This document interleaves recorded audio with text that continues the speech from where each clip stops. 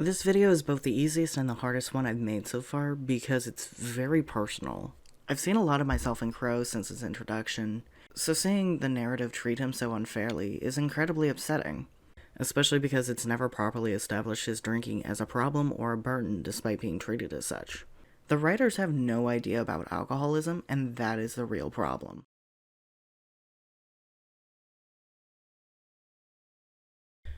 Qrow is introduced in Volume 3, a nameless critic in a bar who went on to break the courtyard in his fight with Winter. His inebriated state is a punchline, meant to be a quirky charm, a trope to be fulfilled. In Volume 4, Qrow's more somber as he mourns Ozpin, but his drinking is never in the foreground. The flask is usually in hand, but he pulls from it as often as he sets it aside. In 5, Qrow's alcoholism is suddenly an annoyance to RWBY, despite earlier indifference. And in 6, it becomes an active burden that needs intervention. Very suddenly, his alcohol dependency goes from a gag to a problem with nothing to bridge the two. Compared to the journey of Sam Riegel's character, Not the Brave, from Critical Role Campaign 2.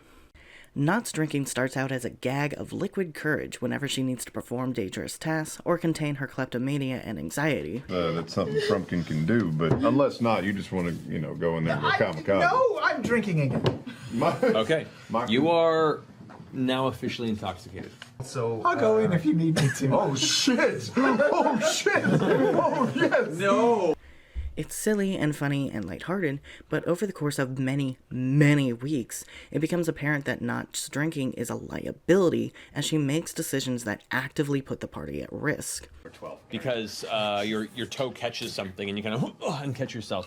And you look down to see what looks to be a long piece of rope that it was stretched across. Oh, shit. That just got tugged and falls slap. Oh, you didn't see that? You hear a and with your dark vision glance up and see what appears to be a large log that had been affixed to the ceiling come rushing towards you. Make a dexterity saving throw. It was great check. Disadvantage. Riegel is a genius by making this change slow but inevitable, to the point where people look back and question why it was funny in the first place. This is how you deconstruct a trope: time and respect.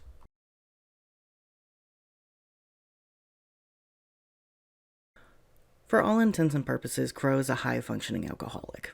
He toyed with Winter, Ironwood's right-hand woman, fought off Tyrion and Countless Grimm, and fought tooth and nail at Haven, all while at least buzzed. Why is him going overboard a couple of times too much for the show to handle? Qrow gets stupid drunk, by which I mean he's slurring, stumbling, or blacked out, a total of 4 times, from the seasons 3 through 6. First time, his introductory scene. Second time, the first night at Haven. Third time, Brunswick Farm. Fourth time, the night at Argus. What's real interesting is that every one of these instances are from Qrow waiting around for the plot to happen. So, nothing is affected by his drunkenness. His fight with Winter is forgotten to talk about Salem stuff. The courtyard is completely repaired because Glinda is so OP that, let's be real, she could take Salem by herself. At Haven, he gets wasted celebrating Ozpin's return, then sobers up hella quickly for the exposition dump. At Argus, he falls asleep on the stairs. Yippity fucking do. Even the apathy art is unaffected by his alcoholism. His decision to spend the 10 minutes it'd take Oscar to fix the tire is separate from RWBY's mission to retrieve the lamp from the well. Some of you might argue he should have heard the basement doors being jingled, but considering how little noise they made while Weiss was pushing on them, I doubt that even if Qrow had been conscious, he would have heard them. It'd be like blaming Oscar for not hearing the doors despite being outside. Also, this comes right on the heels of Ozpin's reveal, which meta-wise is a heaping sack of garbage, but we're gonna meet it on the show's terms for the purpose of its canonical impact. While this reveal hit everyone hard, Qrow was devastated. Who does Qrow have besides Ozpin? His niece is under his wing, whom he can't burden with his problems, his deadbeat twin, his missing best friend, and Ty, who hates his guts. Ozpin was his last stable relationship, and now it's gone. It's hard to blame the guy for needing a drink.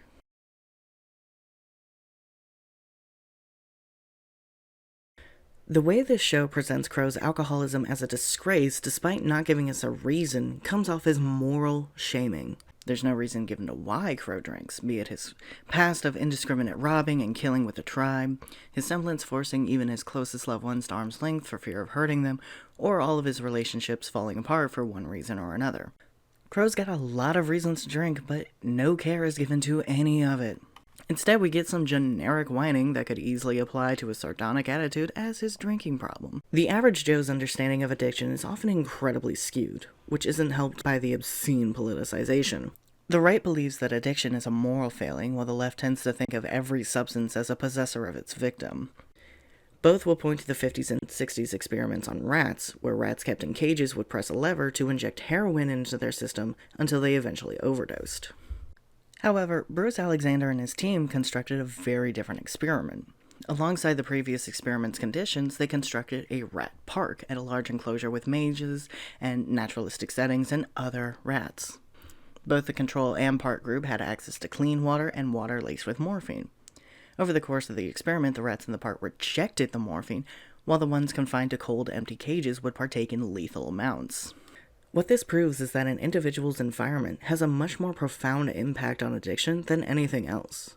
If you view your life as a cage instead of a park, then obviously you'll want to take the edge off, even if it means ingesting literal poison.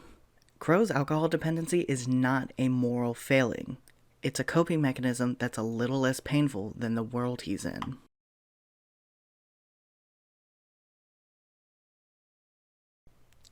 The worst part is how little compassion Qrow gets from both the narrative and the other characters. You would think that RWBY, who he trained and heavily influenced and nearly died for, or Yang, whom he saved as a toddler and she herself recently went through a trauma that took her out of commission for months, would be the biggest proponents for helping him kick a bad habit, right? Nope! Instead, that mantle is taken up by Clover, some random guy in Atlas who has no reason to be doing this. I've just found working alone tends to be for the best. Well, I think that's a shame. My semblance is good fortune. Lucky you, huh? Lucky catch, huh? No. I'd chalk that one up to talent. It's a good thing they had someone to look up to and get them through it. Not everyone is so lucky. I meant deflect a compliment. Those kids wouldn't be where they are without you. You've had more of an effect on them than you realize. Other than he wants to. Which is exactly why I love him as much as I do. RWBY is annoyed and fed up with Qrow's drinking, while Yang is so wrapped up in Blake that she can't give two shits about anybody else. Yeah. RWBY. There's no talking to him about it, about why he started, or how it got so bad, or how it's affecting him and the people around him. He's just belittled and yelled at, not only by his family, but his idol. The person who most influenced him as a teen is now calling him a disappointment. When it comes to battling addiction, especially one as long-standing as Qrow's seems to be, support is vital to the healing process. You need people to lean on when the cravings get bad, when the need is tearing you apart. People who won't judge you when the uglier parts of recovery rear their heads to try and bite off yours. Unlike what some media will tell you, recovery isn't some overnight adventure that can be kickstarted with an "oh, well, please stop" speech.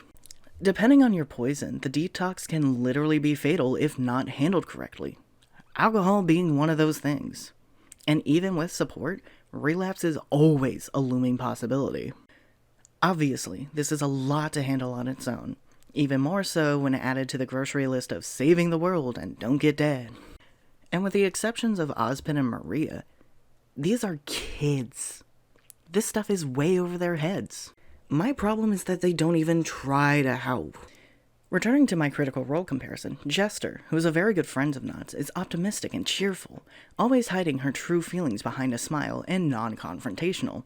When Knott's drinking becomes a massive problem that no one knows how to deal with, Jester steals Knott's flask. Hey, Jess, Yeah, you seen my flask? I have not. You have? I have not. You have? Yes, I have. It's a misguided but beautifully earnest attempt at helping, and it's what I so desperately wanted from RWBY. Why?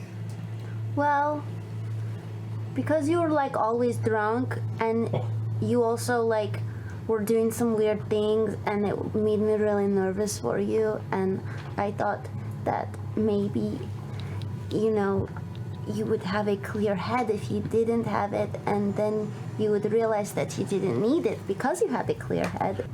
You didn't think you could talk to me about that? Well, at the time you were pretty drunk. I'm always drunk. Well, no, you're not now. I don't like now. A childlike attempt at being helpful in a situation she has no clue about, but would ultimately lead to a hopeful step forward for Qrow. And rely I'm on. just scared, that's all. I'm scared of, you know, I don't know what's gonna happen after this. Sometimes it's just easier to... Escape. I'll think about what you said. Unfortunately, that is too much to ask for.